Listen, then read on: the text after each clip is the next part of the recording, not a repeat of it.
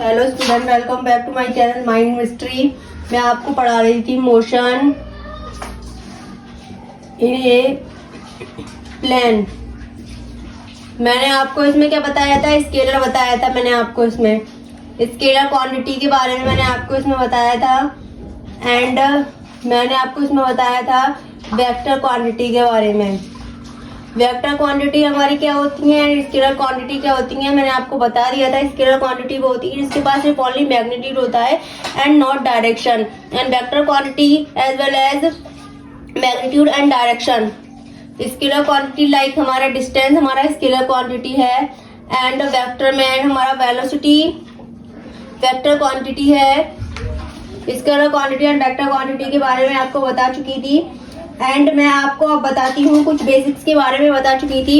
ये हमारा x होता है, ये हमारा -x होता है, ये y होता है, ये -y होता है, अंदर की ओर हमारा z होता है एंड बाहर की ओर -z या -k होता है।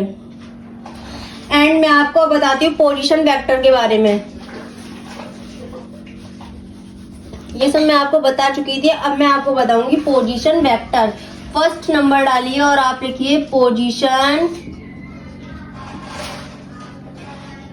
वेक्टर। पोजीशन वेक्टर क्या होता है, क्योंकि ये हमारा एक प्लेन है तो हम इसमें सिर्फ x axis and y axis की बात करेंगे। ठीक है, ये हमारे कोई कोऑर्डिनेट है 2,3, एंड यहां से ये जाएगा बीच में से होता हुआ x axis and y axis से होता हुआ जाएगा। x एक्सिस से एंड y एक्सिस से कितना दूर है, और ये हमारा कहलाएगा r वेक्टर, एंड ये हमारा कहलाता है ओरिजिन। ओके, ये हमारा पोजीशन वेक्टर होता है x axis and y axis से कितना दूर है। अब मान लीजिए ये मेरा x एक्सिस है एंड ये मेरा y एक्सिस है, तो ये बीच में से होता हुआ जाएगा ना, क्योंकि ये प्लेन है। ये मान लीजिए पूरा प्लेन है, मेरा हाथ एक प्लेन है, बीच में से होता हुआ जाएगा। पेज एक प्लेन है, बोर्ड एक प्लेन है। एंड मैं आपको बता देती हूँ जैसे इसे कैसे लिखेंगे। देखिए, ये हमारा r वेक्टर हो जाएगा is equal to 2i cap plus 3j cap, क्योंकि x को हम i कैप से नोट करते हैं एंड y को हम j कैप से नोट करते हैं, ये आपको पता है, एंड z को हम k कैप से नोट करते हैं। मैं आपको पिछले लेक्चर में ये सब बता चुकी हूँ। एंड पोजीशन वेक्टर आपको समझ में आ गया, नोट कर लीजिए। एंड मैं आपको पोजीशन वेक्टर का एक और एग्जांपल देती हूँ, जैसे कि ये हमारा देखिए, फिर से ये हमारा x एक्सिस है एंड ये हमारा y एक्सिस है। ठीक है, मान लीजिए ये हमारा 2,3,7 ये हमारा ओरिजिन होता है। ठीक है, हम इसको कैसे लिखेंगे, बीच में से होता हुआ जाएगा ना, हम इसको ऐसे लिखेंगे r vector is equal to 2i cap plus में 3j कैप एंड प्लस में 7k कैप। ये बताया गया है x एक्सिस से कितना दूर है, y एक्सिस से कितना दूर है, एंड z एक्सिस से कितना दूर है। आप इसको नोट कर लीजिए।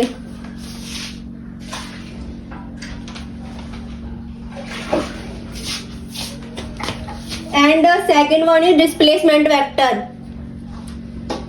पोजीशन वेक्टर आपको समझ में आ गया, and second one is displacement vector. अगर आपको इससे रिलेटेड कोई भी प्रॉब्लम हो आप मुझसे कमेंट सेक्शन में पूछ सकते हैं। And second one is displacement vector. Second one is displacement vector. Okay, and position vector के बाद आता है डिस्प्लेसमेंट वेक्टर।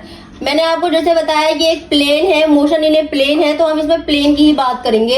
ये हमारा x एक्सिस हो जाएगा एंड ये हमारा y एक्सिस हो जाएगा। ठीक है, x एक्सिस को हम i से नोट करते हैं एंड y एक्सिस को हम z से नोट करते हैं। यहाँ कोई पॉइंट है और मान लीजिए यहाँ कोई पॉइंट है, इस पॉइंट से इस पॉइंट में जो डिस्टेंस कवर की, इसी को हम डिस्प्लेसमेंट वेक्टर कहेंगे। डिस्प्लेसमेंट वेक्टर मैं आपको मोशन इन स्ट्रेट लाइन में भी बता चुकी हूँ। डिस्प्लेसमेंट क्या होता है, the shortest path line covered by an object is called displacement. Initial से फाइनल कोई गया, बंदा सीधा गया, ये हमारा क्या कहलाएगा, डिस्प्लेसमेंट वेक्टर। एंड मान लीजिए ये हमारा r1 वेक्टर है and second one is r2 vector, and displacement में हम क्या करेंगे, r2 वेक्टर से माइनस करेंगे r1 वेक्टर को, तो हमारा मिल जाएगा डिस्प्लेसमेंट वेक्टर।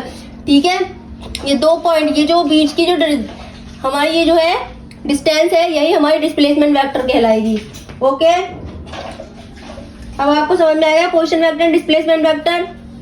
एंड में अब आपको थर्ड वन इज, इसको नोट करते चलिएगा, टाइप्स ऑफ वेक्टर के बारे में मैं आपको बताऊंगी, ठीक है। टाइप्स ऑफ वेक्टर, कितने टाइप्स के हमारे वेक्टर होते हैं। First one is equal vector, first one is equal vector, okay. Equal vector हमारा क्या होता है, two magnitude, two vector having same magnitude and direction, two vector having same magnitude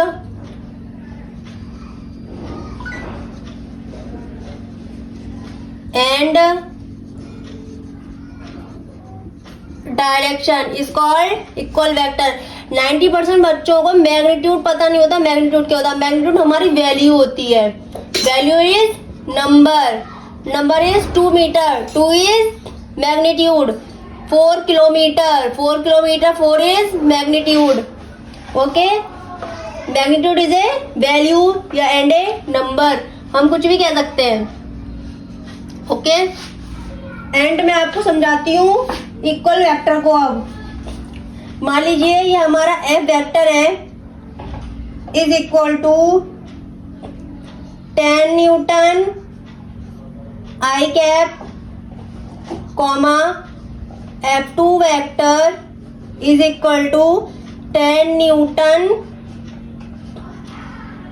I cap, ठीक है। तो F1 इक्वल हो गया हमारे, F1 जो वेक्टर है वो इक्वल हो जाएगा हमारे F2 वेक्टर के। इक्वल वेक्टर क्या होता है, two vector having same magnitude, जिसका सेम मैग्नीट्यूड होगी, सेम वैल्यू होगी या सेम नंबर होगा एंड डायरेक्शन भी हमारी सेम होगी, इसी को हम इक्वल वेक्टर कहेंगे। नोट कर लीजिए इसको।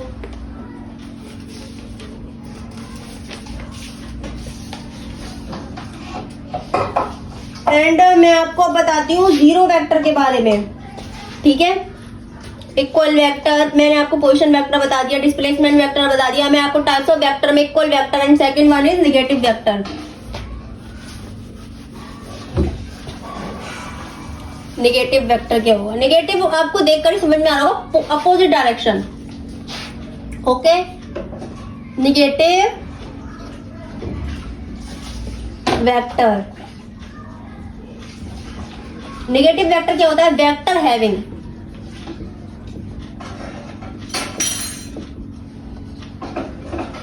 Same magnitude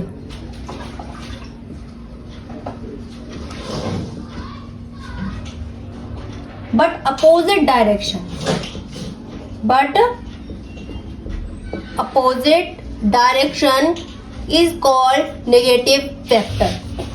vector having same magnitude, जिसकी सेम वैल्यू होगी बट उसकी डायरेक्शन अपोजिट होगी, उसको हम नेगेटिव वेक्टर कहेंगे। मैं आपको समझाती हूँ, जैसे कि हमारा ये F1 वेक्टर है जो हमारा है 10 newton i cap, and second one is F2 vector है हमारा -10 न्यूटन आई कैप। हम इसको ऐसे भी लिख सकते हैं 10 न्यूटन माइनस आई कैप, ठीक है। तो इसमें क्या होगा, F2 पे हमारी F2 की क्या डायरेक्शन होगी, F1 के उसमें। Vector having same magnitude but opposite direction is called negative vector. And third one is zero vector. Zero vector को हम नल वेक्टर भी कहते हैं, ठीक है। जीरो वेक्टर, जीरो वेक्टर को हम नल वेक्टर भी कहते हैं, ठीक है। जीरो वेक्टर क्या होता है, वेक्टर हैविंग जीरो मैग्नीट्यूड, इसका कोई मैग्नीट्यूड नहीं होगा, जीरो मैग्नीट्यूड होगा मगर डायरेक्शन कोई भी नहीं होगी। जीरो मैग्नीट्यूड, इसमें डायरेक्शन नहीं होती, ठीक है। Zero magnitude is called zero vector, या फिर हम नल वेक्टर भी कह सकते हैं। मैं आप इसको ऐसे भी समझाती हूँ। देखिए इसका हेड से ज्वाइन होगा एंड टेल से ज्वाइन होगा, ठीक है, सेम होंगे।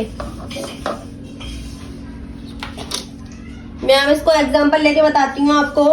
जैसे कि एग्जांपल लीजिए आप, r vector is equal to 0 i cap plus में 0 जे कैप प्लस में 0 के कैप, ये हमारा कैप होता है, ठीक है, कैप। समझ में आ गया आपको। And fourth one is collinear vector. Zero vector is जिसका मैग्नीट्यूड 0 हो लेकिन इसमें कोई डायरेक्शन नहीं होती। नेगेटिव वेक्टर इसके अपोजिट डायरेक्शन हो एंड सेम मैग्नीट्यूड हो, and fourth one is collinear vector. Collinear vector, collinear vector हमारा क्या होता है? कोलिनियर वेक्टर होता है vector along the same line, vector along the same line is called collinear vector. Same line में होंगे। मान लीजिए ये हमारा कोई ए वेक्टर है, ठीक है, एंड जो बी वेक्टर होगा वो इधर वाली डायरेक्शन में होगा, ठीक है। बी वेक्टर हमारा, ये हमारा क्या कहलाएंगे? कोलिनियर वेक्टर, जो सेम लाइन में होंगे उसको हम कोलिनियर वेक्टर कहेंगे, और इसको हम एंटी पैरेलल वेक्टर भी कहते हैं, ठीक है, anti parallel vector. Okay, and fifth one is coplanar vector. ये हमारा लास्ट है कोप्लेनर वेक्टर, ठीक है। कोप्लेनर वेक्टर ये सब बेसिक है। कोप्लेनर वेक्टर मैंने आपको zero vector, null vector, positive vector, negative vector and position vector सबके बारे में बता दिया। मैं आपको बताऊंगी कोप्लेनर वेक्टर के बारे में।